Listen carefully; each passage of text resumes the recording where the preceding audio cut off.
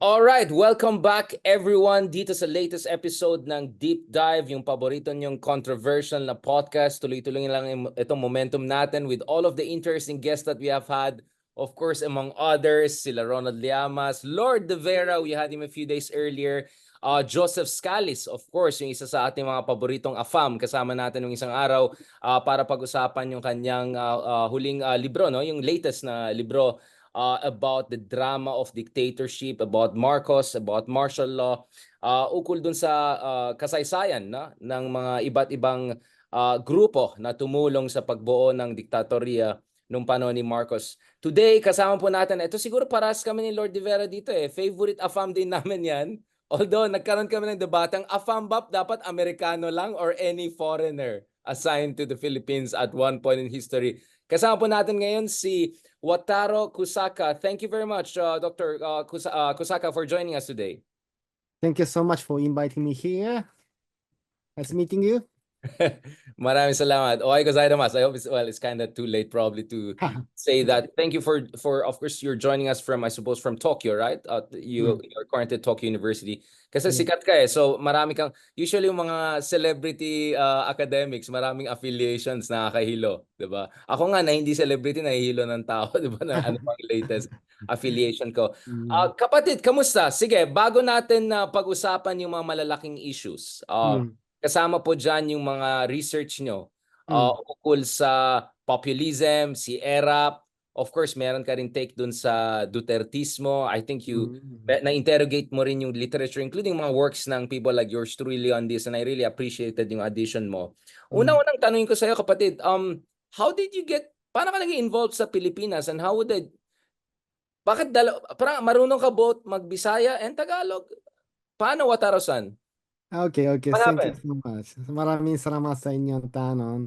Una, nakarating ako sa Pilipinas 1997 when I was a first year in university.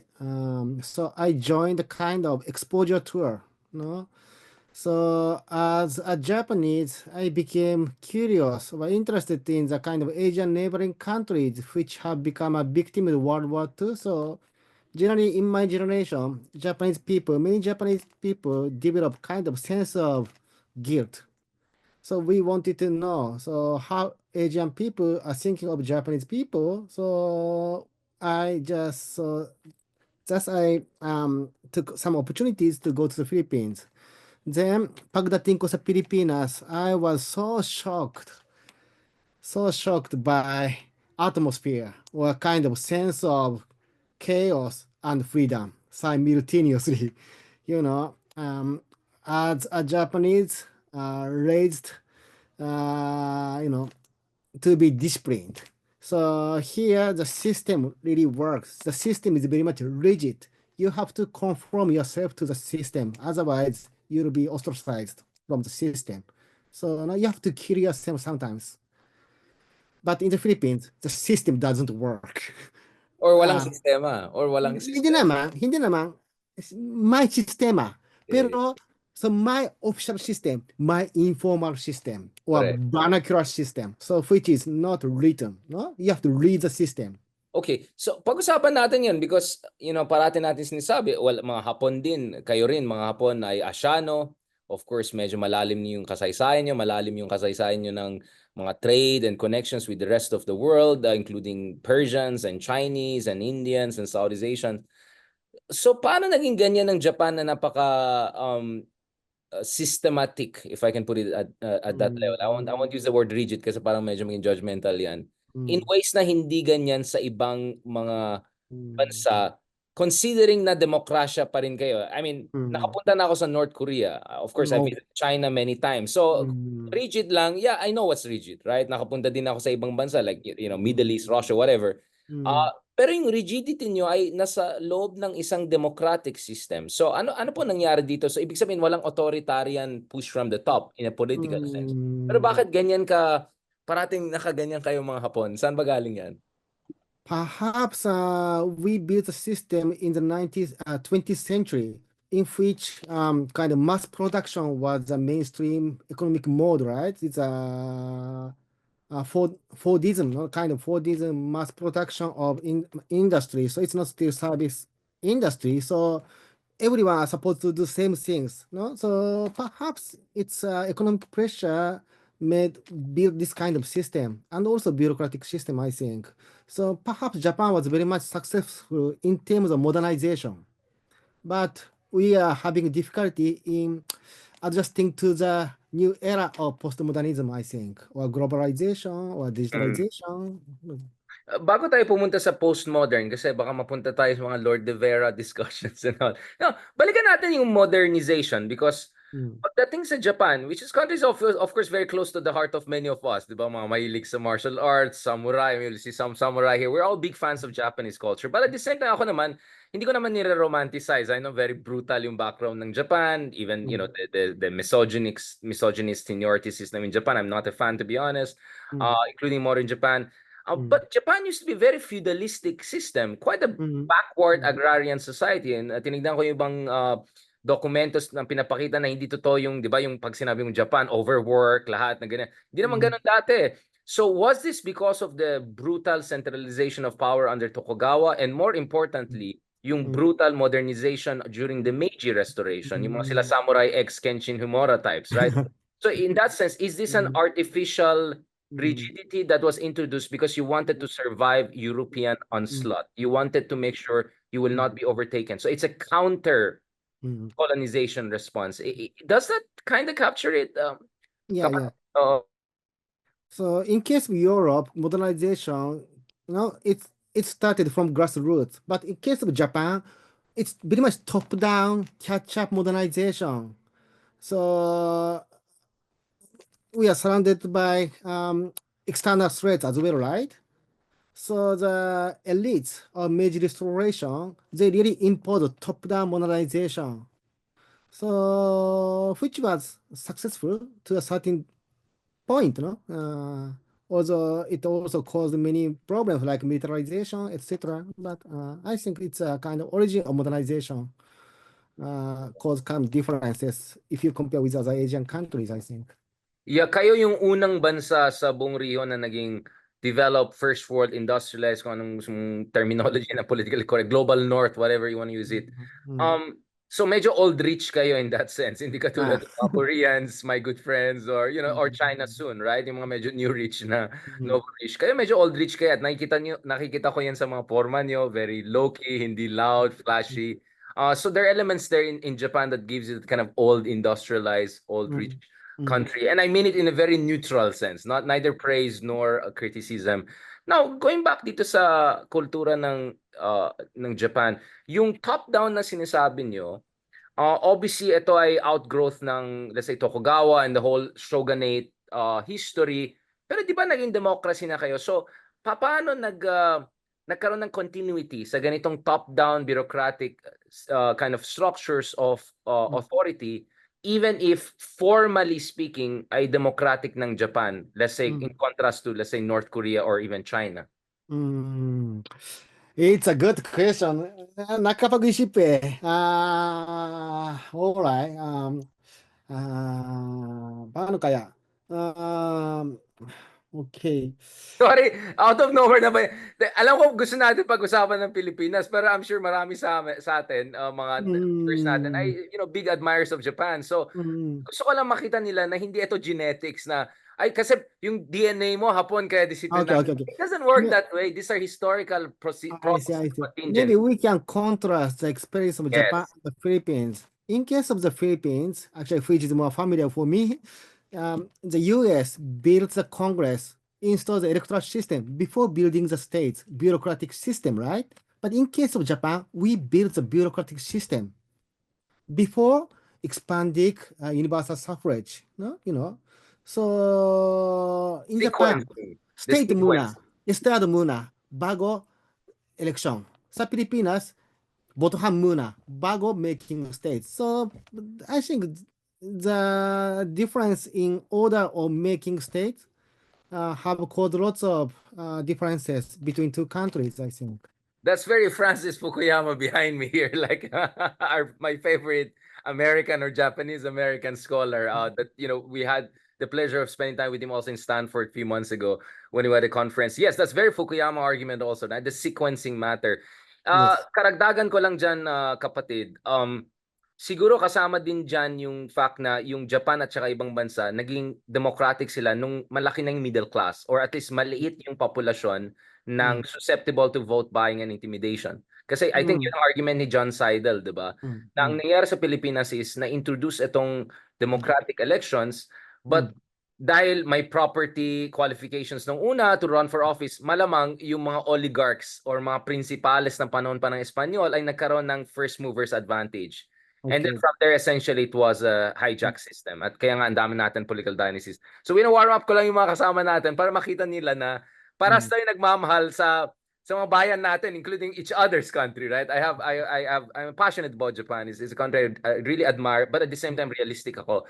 Now, let's talk about the realism part here. Mm. Nakapunta na ako kasi marami akong kaibigan sa Japan na right wing dahil medyo purong China ang research ko, di ba? So, Mm.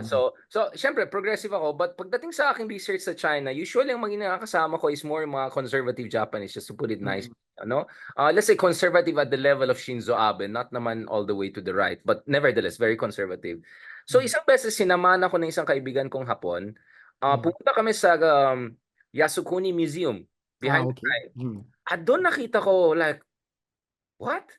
Nanjing incident? Tapos yung parang pinapakita na yung Second World War, ang ginawa ng mga Hapon, defensive war. I mean, of Mm. course, gets ko yan. I mean, naintindihan ko yung historical context na dahil ayun yung mga besiege kayo ng US, ganito, ganito. I understand yun yung justification for Pearl Harbor attack. Pero nevertheless, parang napakalayo ito sa Germany or yung Mm. mga ibang natalo sa Second World War na democratic ngayon na napaka-repentant sa Mm. kanilang historical legacy, especially Germans, diba? Parati nandun yun sa kanilang puso eh. Hindi ko nakikita sa Japan yan. Mm. So I think this is relevant dito sa research mo, di ba? Mm. Wataru-san, you're also your understanding of the burden of history, shadow of history. Mm. Okay, so uh, it's maybe I like to go back to the what that uh, I forgot what you mentioned. Anyway, so I just Sige like lang, to sige briefly lang, mention. no rush, relax lang. Sorry, ang dami uh, kong tinatanong, medyo okay. naabuso na kita. I just like to mention about the kind of different experience after the war. So both Japan and the Philippines was somehow controlled by MacArthur. So MacArthur is our stepfather. We are stepchildren somehow. Our motherland was raped by the U.S. or MacArthur, right? So, but we were raised. We are no, we are made give birth, and we are raised as pro-American nations, right? So, in a sense, we have the similarity as a stepchildren of MacArthur. But the difference is that, in case of the Filipino elites are MacArthur's friends. So MacArthur retained the vested interest of Filipino elites. But in case of Japan, MacArthur actually, yes, destroys the kind of vested interest, the structure of interest of Japanese elites. So including agricultural reform, dissolution of Zaibatsu or business conglomerates, etc. So which provided a kind of democratic background in Japan. So that's why the middle class emerged after the World War II much faster than the Philippines. So sa madaling salita, completely agree ako sa iyo dyan. Yung kaibigan natin si Leloy Claudio, meron siyang interview sa Uh, New York Times kung saan ganito yung argument. mm, Ang problema sa Pilipinas is that ang mga Amerikano ay tumulong dun sa mm, pananatili at entrenchment ng mga mm. oligarchy. Yes, Walang exactly. pressure mag-land reform, including the Catholic Church. Mm, mm, Walang pressure na mag-industrialize, na mm, buksan yung bansa sa competition to adopt industrial and trade policy, which is very risky. And there mm, were attempts by Osmeña, by different administration. Ito ay nasa upcoming libro ni Leloy Claudio, no? mm, So, meron siyang magandang book dito sa kasaysayan ng new liberalism sa Pilipinas, na pre-new liberal mm, ideas. Pero hindi lang sa Japan, di ba? Nakita natin even in Taiwanese mm, Kuomintang, na mm, pressure sila ng mga Amerikano. Huy, ayusin niyan. Huwag kayong mga mm, feudalistic style yung Shanghai Boy style. mm, Ayusin niyan. Mag-land reform kayo dyan. Build mm, up. Because otherwise, kakainin ka ng buhay ng mga komunista. Di ba? So both Japan and Taiwan, and mm, also South Korea, di ba? Mga mm, frontline mm, states. So mm, dito sa mga bansa na yan, US brought down the hammer para mm, itong mga oligarchy will step up their game. Again, the reason I'm mentioning this is because inis na inis ako dito sa mga cultural arguments. Kasi mga Pinoy, pasaway tayo, mga Hapon, parang nasa DNA nila maging mabait. Sabi ko, kung ganito, bakit mahirap tayong lahat 100 years ago? Or actually, 60 years ago, mas mayaman ang Pilipinas sa South Korea and China and all. So, ibig sabihin, biglang iba na yung genes natin, di ba? So, the reason ginagawa ko yan, Wataru-san, is I want people to demystify national development and systems of development. Na ito ay produkto ng mga kasaysayan at mga forces na yan. Ikaw, kapatid, anong say mo dyan? And then, balik tayo sa Pilipinas. Sorry, ako ng tanong sa Japan. So I agree with you that I also do not like to buy kind of essentialist cultural argument. So we have to pay more attention how Japanese or Filipinos are constructed by a specific historical context. So pag iba na ang kalagayan natin, iba na din mga tao, di ba? So it's more important. Well, so in case of Japan, so as we have this very efficient system, rigid system, so it's rational for us to adjust ourselves to the system. But in the case of Philippines, the system does not function in a good way always, no? So it's more rational for Filipinos to develop kind of informal network, human network, or ang tawag dyan, yung diskarte. No? So, mag-discard tayo. Yan ang mas importante. So, if you work seriously, no? So, it doesn't be rewarded. So, sayang ang trabaho mo no? So the different social order created different characteristics. And patterns of behavior. Yes.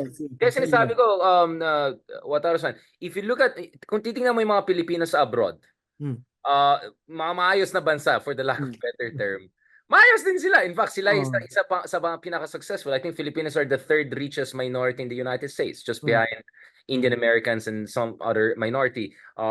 Sa Europe, ganun. Pero kung pumunta kayo sa mga bansa na pasaway, mas pasaway pa yung mga Pinoy. Alam mo, kasi ako, ang dami ko napunta na bansa na hindi lang first world, maraming third world din, lack of better term, global south, napuntahan ko.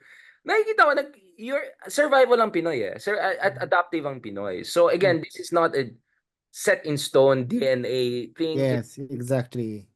Pero Wataru, you can see where this discussion is going because pagdating sa usapin Dutertismo and before that Marcos, parati tayo bumabalik dito sa diskusyon ng kailangan ng disiplina, 'di ba? Ang kulang ay disiplina. Kaya kailangan natin ng essentially dictators, 'di ba? So, let's go to that discussion kasi magandang research mo hindi lang kay Digong, pati kay Erap, pero balik tayo ng konti kay Marcos. So yung argument ng mga pro-Marcos people, especially ng Marcos senior time was kailangan ng disiplina kasi kung walang disiplina, walang asenso. Can we deconstruct that in terms of your research understand of the Philippines and comparatively with Japan? Because Japan is a democratic system and yet very disciplined. Okay, so kailangan natin disiplina. It's a long discourse in the Philippines, right? So kailangan natin disiplina para unlad ng bansa. It's also slogan of Marcos Senior. So it's not new thing.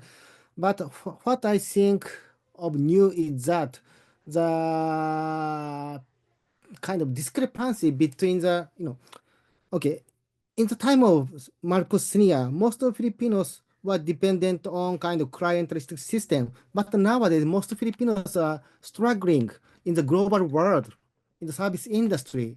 So they are living neoliberal world, neoliberal and global world, without care of local clientelistic network, without a care of Kamaganak system. No, previously people are embedded in local social relationship. This local relationship guaranteed subsistence of you, right? But nowadays people are struggling globally in a neoliberal world without any care of local system. So that's why Filipinos came to think we need care, protection from the state. So it's a big change because Philippine politics has revolved around distribution of particularistic interest, right? This interest. But nowadays, many people came to think of national interests because of globalization. So paano inayos ng... sorry, again, alam ko binabalikan natin. Again, to demystify, obviously, dapat gets ng tao anong sagot, di ba? Pero paano naayos ng Japan yan? Because Japan was known for its warring states period. Way after the Chinese were done with that. Daming gulo, feudalism, shogun. Not all the time there was shogun. The Shogun now that sobrang Emmy Award winning, is showing Japan in the midst of chaos and different factions fighting each other, Portuguese playing on this, the British playing on this, the Dutch playing this. So paano tayo nakapunta from gulo ng ganyan na Japan to this kind of a strong centralized one? So it goes back to the state building again, state building. That's a big question, no? So why Pasensya na kung ayan, hindi ito academic conference. So hindi natin yeah, kailangan. Pero like to the degree na for an intelligent audience na maging interesado, what do you think? And of course, you're free to suggest books that people can read. Minsan ginagawa ko kung hindi natin ma-explain in 1 hour, pwede niyo basahin ito. Pero if you're gonna give a synopsis of an answer, Wataru-san, what do you think about it? Why Japan was so successful in building a nation, no? So even though National it had very identity feudalistic and national language. background, And national language. You were very diverse country before. so again, I like to emphasize the top-down modernization by elites of major restoration. So we standardize education, language, many things. So if so, people in rural area like Okinawa, they were prohibited to speak in their vernacular. So if children speak in their vernacular, they would be punished by teachers. So kung gaano kalakas yung standardization, no? So, well, so, alarin ko yan. Yeah, pero ang gets ko yung sinasabi mo is medyo na-impose din yun, di ba? So yung mga Ryokyo or mga people sa Hokkaido, yung mga minorities sa Japan, medyo nagkaroon ng cultural cleansing, some would even say, di ba? So medyo marahas din yung proseso. Unfortunately, there was some sort of authoritarian system to it. Okay, para, I'm not gonna push you too much on that. I know I said free-flowing but not too free-flowing. Balik natin itong research mo, kapatid, dito sa issue ng populism sa Pilipinas, and siguro idikit din natin dun sa balikan natin kung walang disiplina, walang asenso, yung pag-unlad ng bayan. Kasi related lahat yan, di ba? Even si Erap may konting authoritarian touch din yan. Hindi naman progressive si Erap na populist, di ba? So, anong tanong mo? Pasensya na kasi maraming tanong sinabi mo Sorry talagang abusado ako. Ganyan. Tignan mo yung mga iba interview ko. Parang conversation kasi dapat to. Hindi sige. ito interview. Kaya may mga opinion na ako pag nagtatanong na ako. Ang tanong ko lang, okay, pagdating sa issue ng populismo, at pag-intindi mo dun sa base ni Erap at saka yung base ni Duterte, kasi dun sa mga works mo, sa mga scholarly body of work mo, parang you distinguish between hindi ko na masabi na liberal, but this kind of a middle class section na believes in human rights, believes in certain discourse of rationality, and then there's a kind of I don't know, for the lack of better time, kind of a more populist vote base. Na mas gusto nila yung Erap, Duterte, Robin Hood Padilla, yung mga ganitong tipong leaders. Let's do this in a non-judgmental way because that's what we saw. Diba? Bakit may ganitong distinction, binary? As I see, there's both continuity and difference between Erap populism and Duterte populism. In case of Erap, it was class-based populism, right? But in case of Duterte, it's a pan-class, it's cross-class populism. So evil others or enemies are constructed in different ways, right? So in case of Erap populism, so evil others were constructed along class cleavage. But in case of Duterte, evil others are elites, traditional elites and addicts or criminals, right? So there's a kind of imaginary middle class. So it's a kind of illusion. Perhaps considering the big inequality of the Philippines, but somehow even the poor, even the people living in rural depressed community or urban depressed community, they think they have become a part of this emerging middle class. They share this kind of illusion. We are hardworking. We are dreaming of the opportunity going abroad, right? Kahit nakatira ako sa skota, ang anak ko nagtrabaho sa call center, blah, blah, blah, blah. So, yeah. So, I have observed many of my friends who used to, their parents were poor, no? But nowadays, the kids somehow, some of them finished college, working abroad, working call center. So, they see a kind of somehow upward mobility. So, even though they have not yet reached the middle class status, they share the dream. So the class cleavage has become so hindi na klaro yung no? Blurred, So, medyo blurred na yung class distinction. brad So na. in short, Watara-san, sorry, I'm just trying to summarize things for people who are joining us a bit late is, ang Mm, argumento ko mo is, pagdating kay Erap, maybe this is more the classic Latin American style na medyo kami mga masa, kayo ganito, kaya nagkaroon na EDSA 4 na mga masa supporters. Pero pagdating kay Digong, mas hybrid siya. Medyo kind of more like Peron, like it's catch-all populism, right? There's the mm, anti-crime, there's the anti-US, there's the nationalist, there's obviously misogynist also aspect to that. So medyo iba sila. At ang sinasabi mo dito is medyo blurred din yung lines mm, in terms of class divisions, especially in the constituency for Duterte. Ang karagdagan ko lang dyan, kapatid, is may tinatawag kami na aspirational middle class. At sa mm, aking palagay, ito yung C, if we can put it C. So kung E ay urban poor, mm, D yung rural poor or really the poorest of poor, and A and B yung medyo middle class in a global sense na nakapagpunta diyan or nasa Dasmariñas. C yung ito yung medyo alanganin ng konti pero kakaakyat lang nila. So sabihin mm, natin sweldo mo around $600-700 a month. mm, Nakakabili ka ng smartphones na medyo maganda. Nakakabili ka mm, ng siguro mm, motor pero nakatira ka sa isang komunidad na medyo may adik-adik.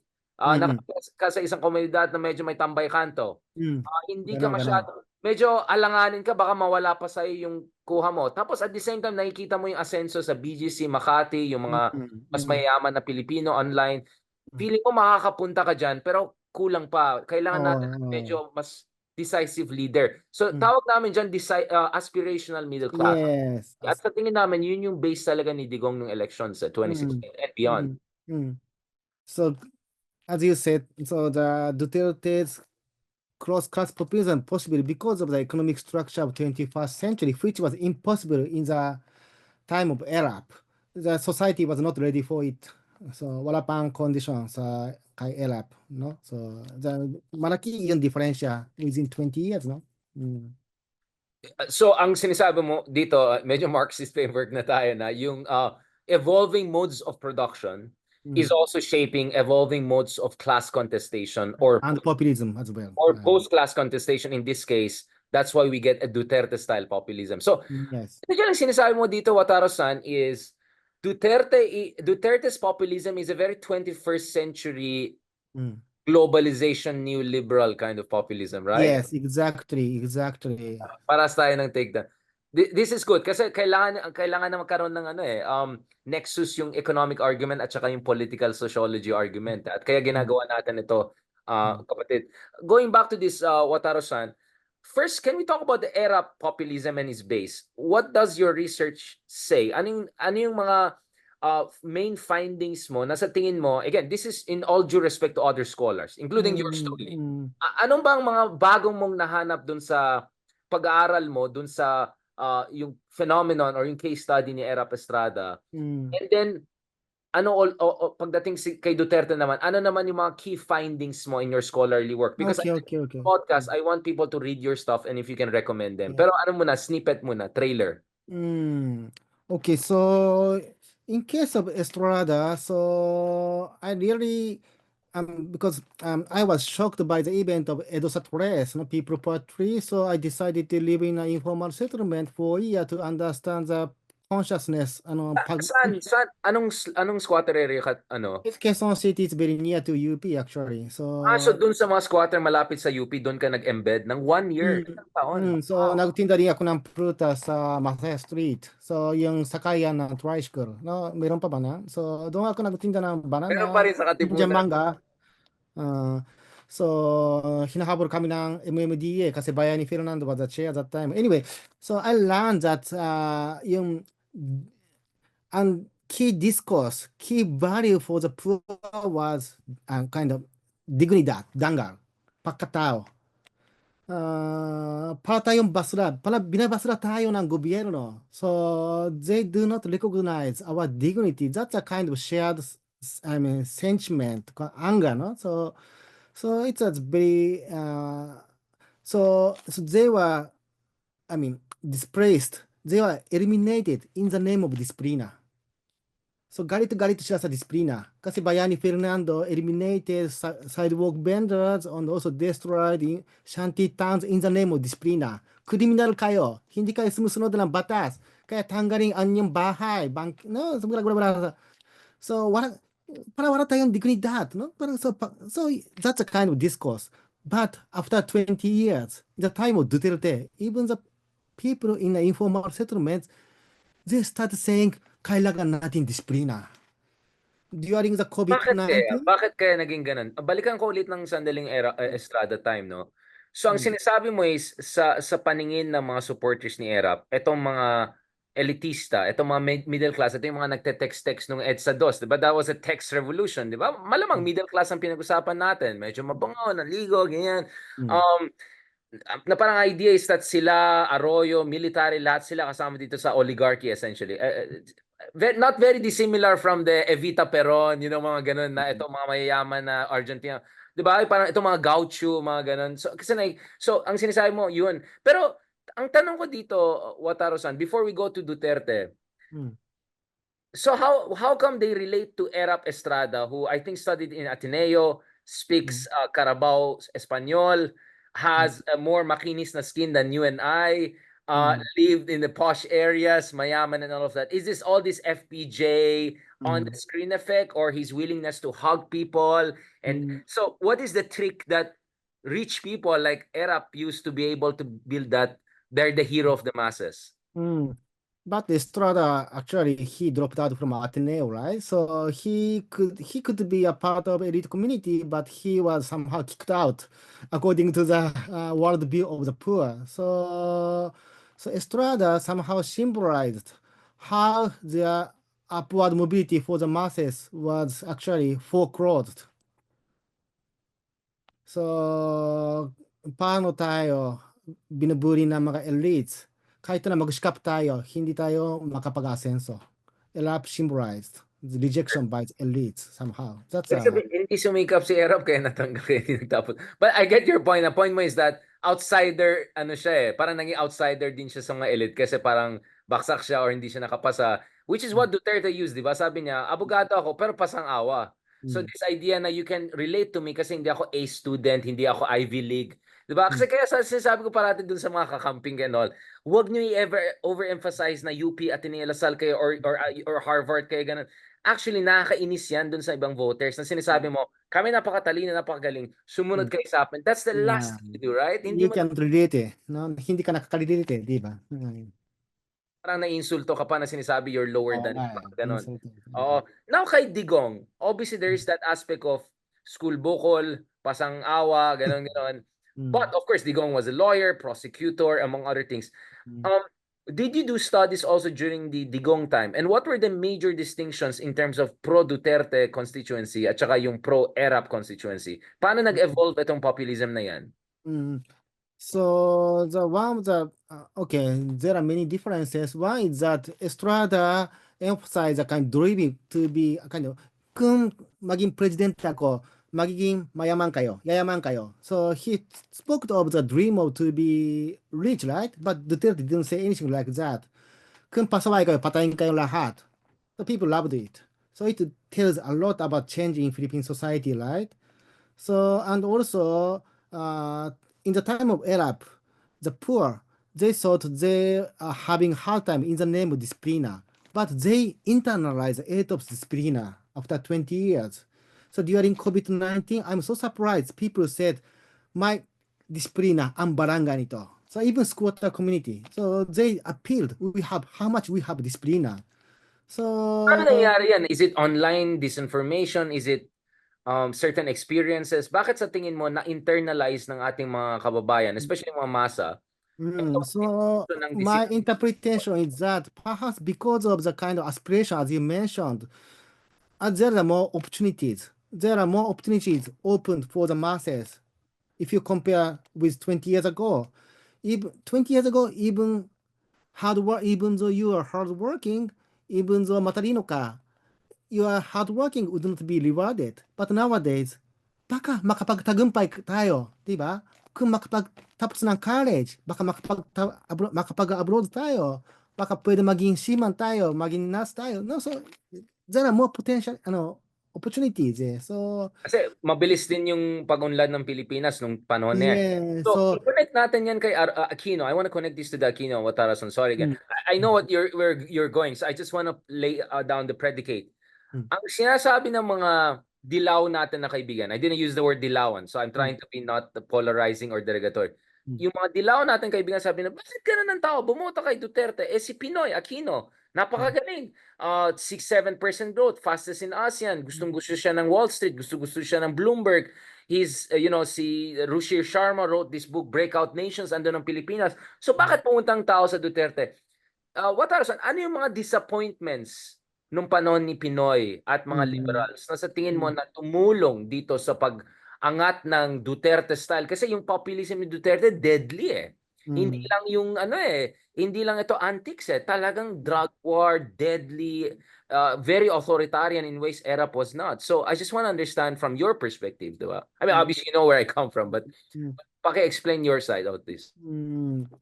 So, okay, so people didn't dislike Noi Noi. So Noi Noi was okay, but people wanted more radical change because the economy, the society has been changing drastically, right? The politics remain same. Hindi yan pwede. So we need more kind of drastic, dangerous kind of drug to change, pagbabago ba? So, um, uh, Radical, tunay na pagbabago, something like that. tunay na so kasi if you live in the Philippines, makita natin maraming yung broke na system, right? So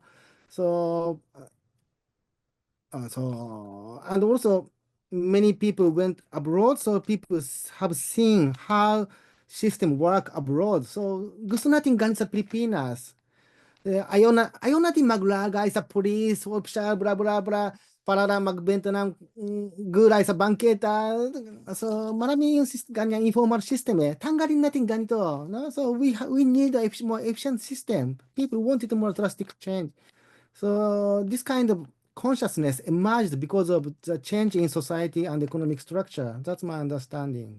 Very good point. So, again, sorry for people if I'm dropping certain names. So that's more of the Huntington line, diba? That kind of, Mm, as there's rapid economic growth, there's more social mobilization, but there's also more expectations of political reform and all. At nung hindi nakamit ito, nagkaroon ng political grievance. mm, That lay out essentially the ground for a Duterte style of mm, grievance-based politics. Kasi naalala ko nung panahon ni Pinoy, ang mm, pinaka-issue nun yung traffic eh. mm, So, tama naman yung sinabi ni Marojas or something like, dahil may traffic dahil umasenso. He's mm, technically correct dahil mas marami ng kotse, dahil mas nakakabili ng kotse ng tao. Pero at the same time, hindi na nag-gets na nag-expect din ng tao na dumami mga kalsada, gumanda yung public transportation. Pero of course, that takes time. And it's not like Aquino administration was very fast in doing those things. mm, If mm. ever, they started late. So, medyo nagsama yun, no? Yung discontent plus rising expectations, no? So, Yes, exactly. yeah, that's a class medyo so I Mm, can see that we have similar frameworks in understanding that. Ano mm. yung mga research na ginawa mo nung panahon ni Digong? Ano mga komunidad na pinuntahan mo, Wataru-san? Okay, so during the time of Dagon, I did field work in my field in Quezon City in an informal settlement. So my finding was that my friends, actually they are users, drug users. They supported Duterte in the 2016 election. So I'm so surprised because Wait, Wataru-san. You got to know people who are drug users but they're pro Digong. yes, many. Karamihan. So because when I lived in a community, it was early 2000, so my best friends are makatambay sa karye, no? So I know they were using. And so they are still friends of mine. So habang nagiinuman kami, so nagtanong ako sa kanila, sino ang presidente mo? Duterte. So I'm so surprised. Ginagamit ka naman eh. Baka papatayin ka niya. I said, tapos ang sagot nila, Wataru, di mo naintindihan. Pag panalo si Duterte, maging maray tayong lahat. So I was so shocked by the statement, but later on I realized that they also wanted to change their life. Gusto nila pagbabago sa kanilang buhay. Noong teenager sila, okay lang ang yung bisyo, barkada. But may pamilya na sila, may anak na sila. Tapos, pero hindi pa nila natanggal ang kanilang bisyo na droga. Kasi may pakikisama eh, di ba? Hindi naman pwede ikaw lang no, mag-back out eh. So, may pakikisama. Pero kung Duterte maging presidente, so siguro mawala ganyang bisyo, yung masamang pakikisama, magkaroon tayo ng bagong buhay, you can more concentrate on your family and work. So we want change in my life. That's a kind, Duterte somehow symbolize a kind of possibility of chance of change, pagbabago. So that's why they resonated with Duterte. But Radical they, change. after that, they felt they are betrayed by Duterte. Yeah, Because they surrendered yeah. voluntarily, because they trusted Duterte. So Ah, I follow you, I trust you, I surrender, but nakatukan sila eh. No? So, kinota sila. Okay, so that's one thing. Another research was in Albuera Leyte. It's a place of Kerwin Espinosa. It's also very much Leyte dangerous kila place. Espinosa, yung drug lord. Oh, Yeah, so because I accidentally known the place for almost 20 years. More, she's 1999. When I was a member of Japanese student NGO, we have built lots of small infrastructure in Albuera Leyte, like Patubik, Pakalsada. So I have known the community for many years. I have lots of friends. Some of my friends actually were killed by Yuntauhan and Kerwin Espinosa. Some of my friends become dealers of Kerwin. So I had lots of access. So I was totoo able to talagang drug lord siya. Kilala mo yung mga yeah. Mm. nagtatrabaho para kay ito totoo na hindi siya fake. Ah, okay, interesting. So Mm. and I was able to interview with police officer Jubi Espinido, so who killed Parahino in Osamis as well. So anyway, so that's a kind of very dangerous and depressing research, but it happened after the Yolanda. So Yolanda devastated coconuts agriculture in the community, so people lost their livelihoods, wala income. People are totally dependent on microfinance. So and some actually women started business with utilizing microfinance, but many men went into no. Drugs kasi wala nang ibang kabuhayan. Sirang-sira ng Yes. kabuhayan. Palpak yung reconstruction after Yolanda. Interesting that So aspect. I did a research on the impact of Yolanda and the kind of coming of Kelvin Spinoza from Cebu, and also how so many things, violence, etc. So that Delikado yung ginawa mo pare. So paano, anong diskarte mo para hindi ka mayari ng mga police or something? Kasi syempre mm, sila, kunyari si Patricia Evangelista, yung kaibigan natin na mm, nagsulat ng libro about her. Syempre journalist siya. So that gives a mm, little bit of protection but also not perfect. Kaya eventually mm, lumabas siya. mm. Ikaw, anong ginawa mo para hindi ka yayariin ng baka mamaya madamay ka pa sa nanlaban? Baka sabihin, Basta marami lang akong kaibigan doon. So, as I said, I built lots of small infrastructure. So people trust me. And also, yeah, so some of victims are my friends. So I was able to interview the families of the, no, those who killed. So I felt sense of danger, so I went to the house, the mansion of Kelvin Espinosa, but I didn't look. I observed from outside. But oh, sana anyway, video mo, sana uh, gumawa ka ng vlog or something or documentary about that. uh, I Um, wrote a paper. So I can share it with you. So it's titled "Disaster, Duterte, Drugs, and Disciplina," something like it. 4D, 4D. 4D, exactly. Puro Apa D. dapat death Disaster, 3. Disciplina, Duterte, Drugs, parang Tapos ganun. gawin mong 5D, death, 'di ba? And Baka di pwede ba? na. Para 'di ba? 'Di ba? Para Mm. kompleto na yung cycle na. Um so sabi mo kanina, maraming mga drugista, yung Mm. mga kilala mo pa na later on na EJK sila. Na Mm. sa una gusto nila si Digong kasi may tiwala sila sa Digong. Pangalawa, naniniwala sila na kailangan ng radikal na pagbabago. Hindi lang yung mga pakit lang, reform lang, ganyan. Gusto nila ng radikal na pagbabago.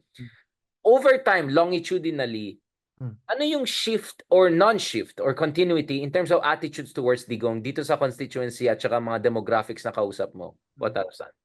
So yung una, yung talaga tunay na suporta eh. So tunay na yung pag-asa sa pagbabago, yun ang it's isang loob eh. But later on, I sensed kind of, how can I say?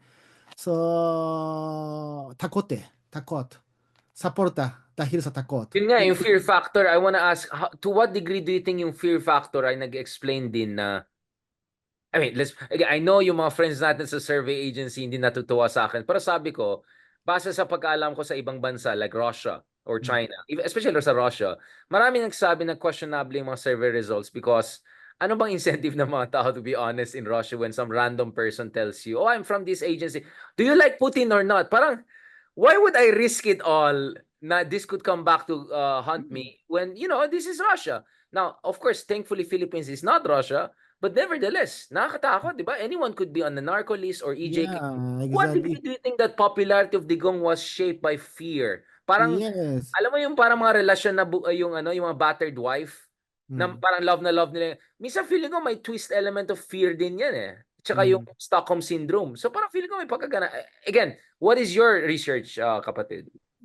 So as I said, it's a kind of, so if you say I don't support Duterte, so it can be dangerous statement in the community because mutual distrust prevailed in the community, right? Hindi mo alam kung sino magsasabi na nagdudura yun, no? Di ba? So you can be listed. So it's very dangerous. So people would say, gusto ko siya, sinasaportahan ko siya. No? Ganun na lang. So it's changed from supporter from San Loob to supporter from dahil sa yung takot.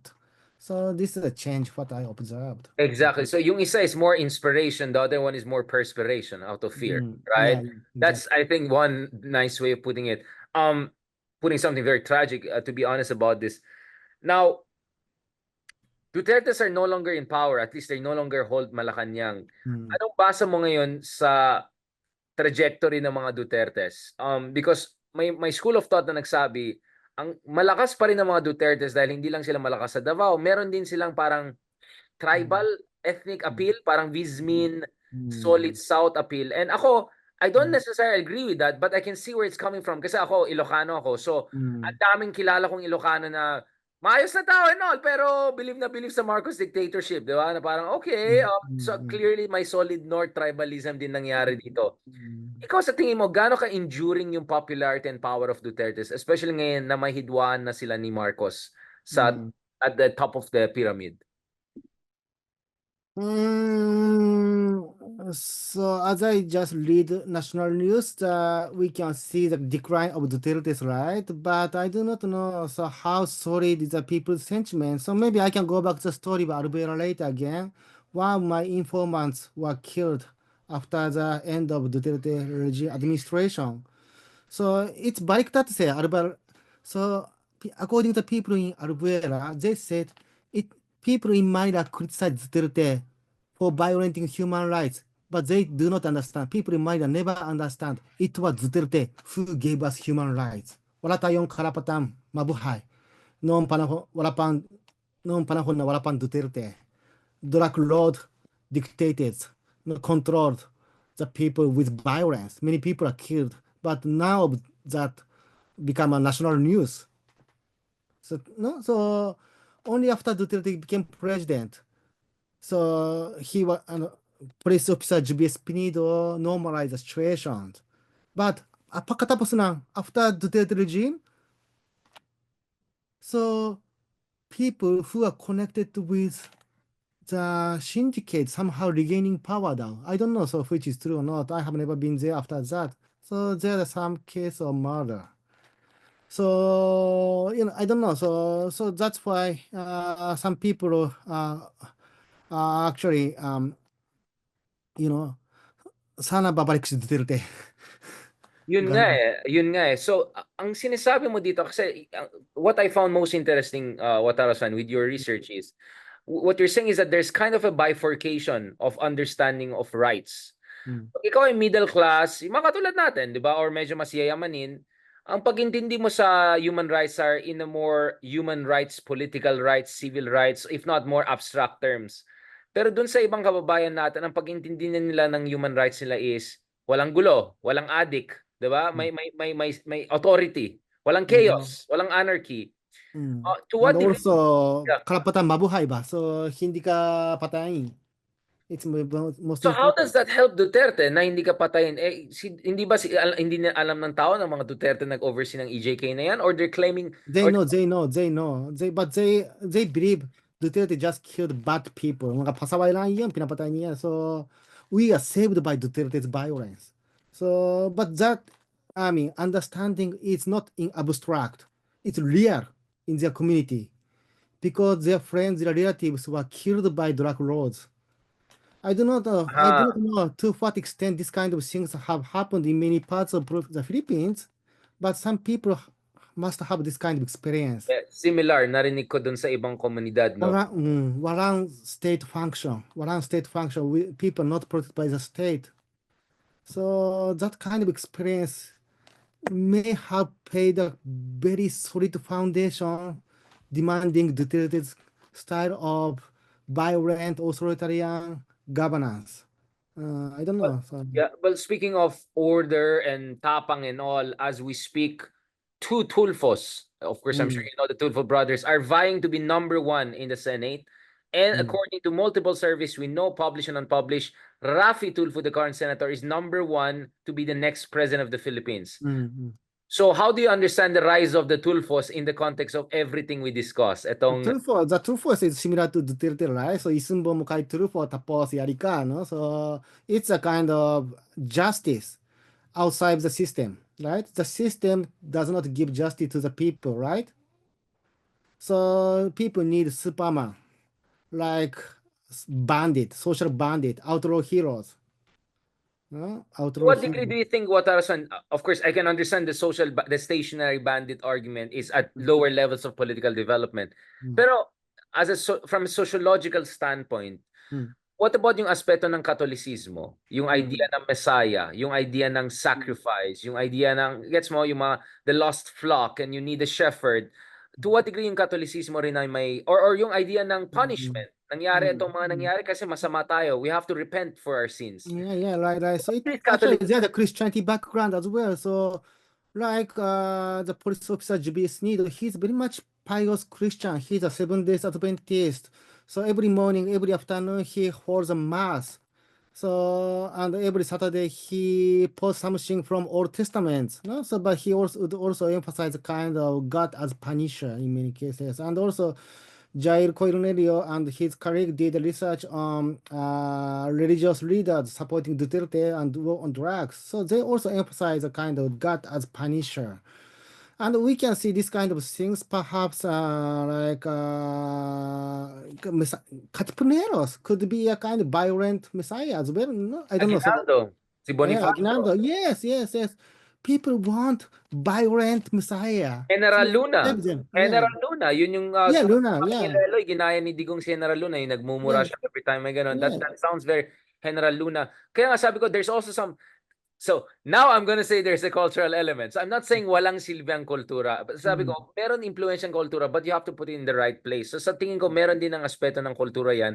But mm, obviously, you also see this populism in Muslim countries, in Hindu countries, in Buddhist countries. So, again, I'm not saying it's just a Catholic thing, but I'm saying there's something also in our religious culture that perhaps speaks to certain kind of leadership. But mm, going back to this, one thing we didn't discuss, I think we have been so far the two social scientists academics, but our journalist friends, and I speak also as someone who's also a journalist, keep on talking about disinformation. To mm, what degree is propaganda, mm, online propaganda, disinformation, and the weakening of mainstream media in shaping opinion mm, also part of this? The reason sinasabi ko yan, Wataru-san, is I remember very well, I was in briefings with Wall Street people, and there's a guy there from the government saying exactly the same thing. I also heard from a big businessman. I also heard from a aspirational middle class person. Parang template ito. Nabasa mm, ba nila doon sa mga vloggers ni Digong, kay Nieto ba kinuha yan, kay Sasot ba kinuha? mm, Sometimes I wonder, or kay Mocha Uson, for instance, mm. kinuha ba yan? Minsan, I think ina-exaggerate yung mga ibang kaibigan natin yung factor ng disinformation. But I think it's unfair to say wala rin impact ng significant yung disinformation. How is that also here in terms of, aside from fear, what about disinformation? As I understand, disinformation by the Duterte camp is actually it's not only them who create this propaganda. Actually, the disinformation architects, they create this discourse based on people's frustration, anger, and hope. So they post many things, right? And they observe what kind of information invites broad resonance. No? So hindi pala ito malakas. Ito viral na. So let's focus on this kind of discourses. So so people are co-author this information. So Because people are there's not a fertile ground. There's a fertile ground. yes, people are not manipulated by this information. People co-author this information. This is my understanding. You know what? I kind of agree with you. Actually, more than agree with you in a sense that from my own experience, I've had a number of pieces that did Mm, very viral. I mean, like 10 million views, 15 million views. But I realized it was me more of riding the crest than mm, creating the crest itself or creating a tide. Kasi nung times na I wanted to do something that goes against the even my most eloquent or I don't know, fresh looking I don't posts didn't do it. Pero nung medyo sumabay siya sa public mood, mm, viral siya ng lalo na yung algorithm, 'di ba? The mm, algorithm mm, uh the algorithm recommends what it sees as already popular to begin with, mm, right? Because if you go against what's popular, the algorithm will also not recommend you. mm, So mm, nagkakaroon ng double mm, viralization. And viralization works in the same way. If you talk about something popular that already tugma dun sa feelings ng tao, lalo na i-recommend. So I think the mistake of some of our friends is that they only look at level 2, which is mm, algorithm. mm, And I think Marires has done a very good job showing algorithmic manipulation or whatever bias. But what they're not looking at is the fertile ground that creates certain openness to that. yes. I remember there was a survey about Taliano Gold ni Marcos. At tinanong yung mga tao, naniwala talaga kayo may Taliano si Marcos?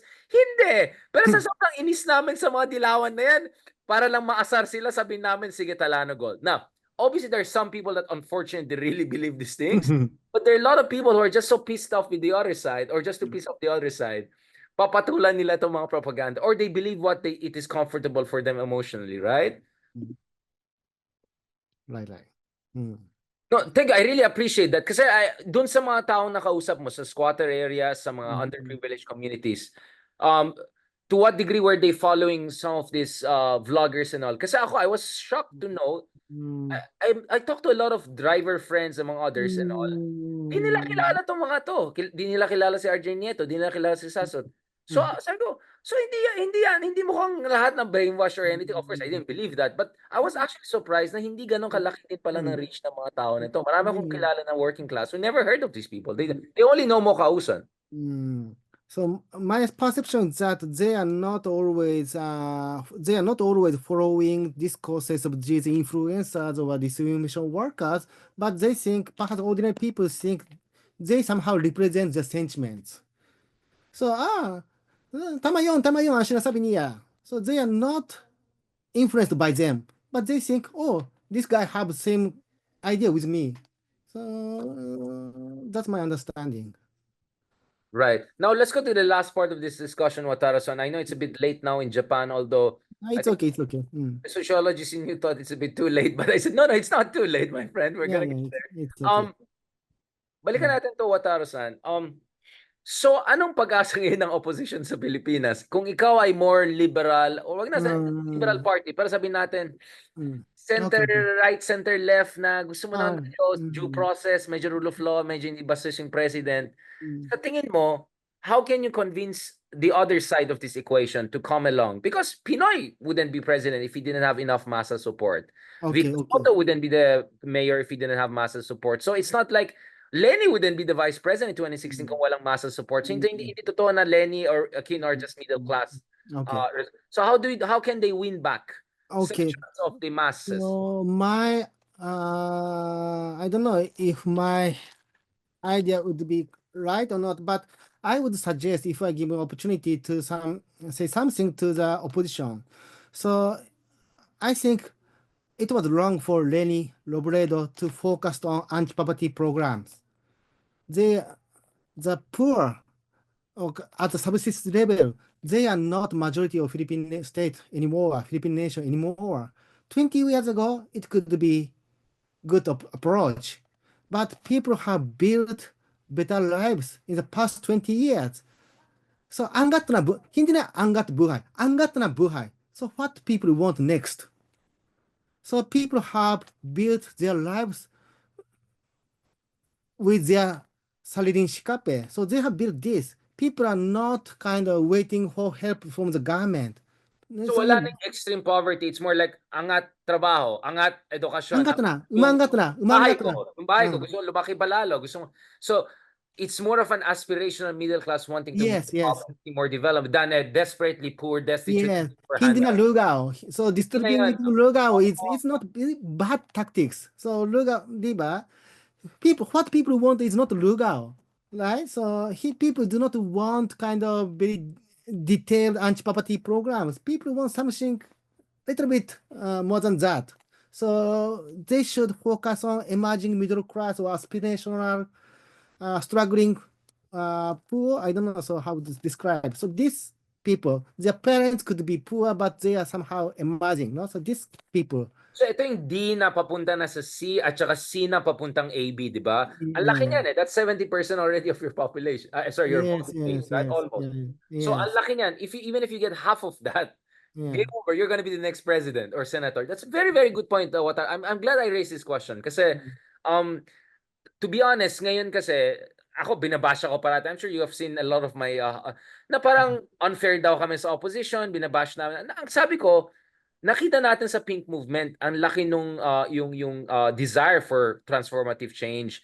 But at the same time, you have to be organized, mobilized, but more importantly, dapat tugma yung mensahe dun sa gusto ng voters, hindi yung gusto mo para sa mga voters. Mm, As Hillary Clinton learned and put it later on after losing to Trump, you mm, meet the voters where they are. You don't mm, expect them to meet you where you want them to be. Di ba? mm, mm, So ang mm. sinasabi mo ngayon is the right messaging for the good opposition, kasi may Mm. mga fake opposition din. And Duterte's are now opposition din. Yeah, Is offer them something more than just saving them from extreme poverty, right? Maybe yeah, a sense of national glory also, a bit of yeah. nationalism. Mm, Malapit na tayo mag first world, pero hindi mm, Marcos Maharlika Fund. It's like, mm, because Marcos does that, di ba? He offers mm, golden era, mga charot mm, na ganun. mm, How do you understand the Marcos one? How mm. does the Marcos propaganda work and doesn't work then? Because it worked because Filipino now wants functioning state. So, kasi sariling sikap eh, di ba? So, kung mag-abroad ka, so sariling sikap eh. So, you have to handle all the risks, danger, baka ma-rape ka, ma-kidnap ka. So, you have to deal with these risks individual basis, no? So people want kind of functioning system which would care, which would protect you. So because clientelism is not no, loosening, right? And also so so my understanding is that Filipinos now want a system in which people's hard working are surely rewarded.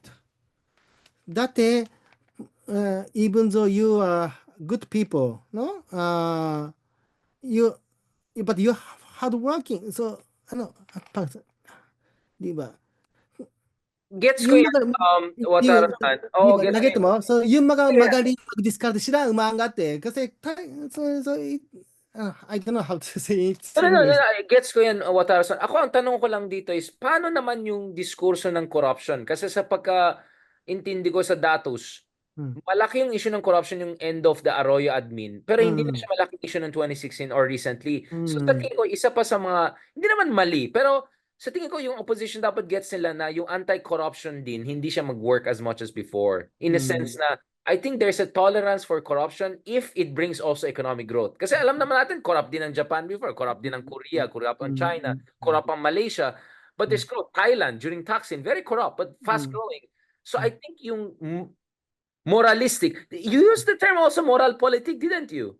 Hmm. Yung moral politic, Hmm. yung dissented discourse, Hmm. feeling ko wala siyang masyadong resonance sa sa voters. Again, of course, on a moral level, I completely agree with the pink movement on that. But I think in terms of political strategy, walang masyadong fertile ground for that discourse, no, Wataru, from you. Tama. It's a big question, no? So I don't have good answer why the anti-corruption discourses are not popular nowadays. I don't have a good answer. But as I What did your repeat, respondents tell you about the corruption issue? Yung mga nakausap mo? Halos wala. Like, hindi sila corruption would not be a kind of main topic. People interesting. Hindi talk priority. Hindi urgent. the Exactly. priority. So the priority is playing the leveling the playing field, no? So dapat pantay-pantay opportunity. Dapat hindi pwede yung mga marunong sila lang maangat. Tayo yung hardworking people ganito lang. So no, so we have to be rewarded as well. So So social mobility is more important than anti-corruption. That's yes. a very good point, my friend. I think that's very important. So kung gusto mong manalo sa mga voters, especially itong DNC, na majority ng voters, you have to offer them a better life, not just life, not only poverty alleviation or corruption.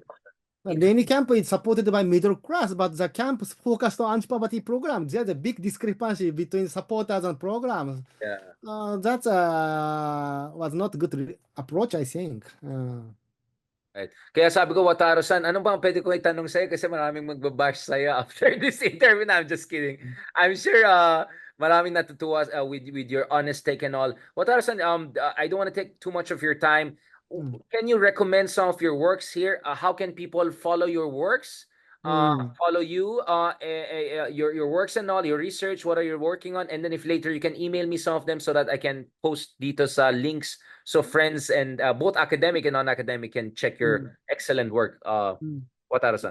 My papers are available on Academia Aid and ResearchGate. Not all of them, but most of them are uploaded, I think, so you can get freely. ResearchGate. ResearchGate. And my book, Moral Politics, is available from Ateneo University Press. I hope they still have some copies. And it's also available from Lazada or Shopee, I think. And some people get illegally. I do not know how to get. So, so. Thank you. So there are two books I recommend. One is Joseph Scali's, which is also published at Ateneo, aside from Cornell. The Drama of Dictatorship, and then Wataru-san's Moral Politic. Buti nga binalik ko yung Moral Politic eh.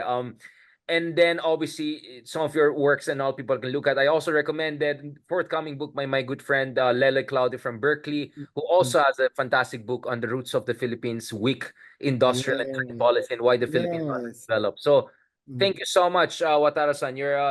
You're definitely among my favorite AFAMs. Thank you so much. Pasensya na medyo naubos ko ang English ko sa huling parte. Kaya hindi lumalabas ang English ko. So pasensya na.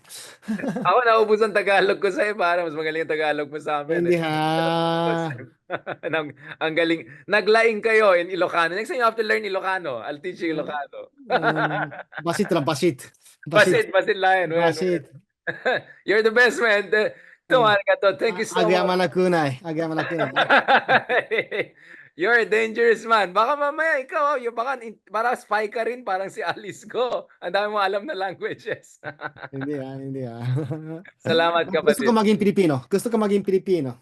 And we are more than happy to welcome you among us again. And next time, hopefully, sabi ni Lord De Vera, magsama na tayo. Doon tayo daw. Pwede. Tambay kanto. Let's do a kalye talk. Pwede.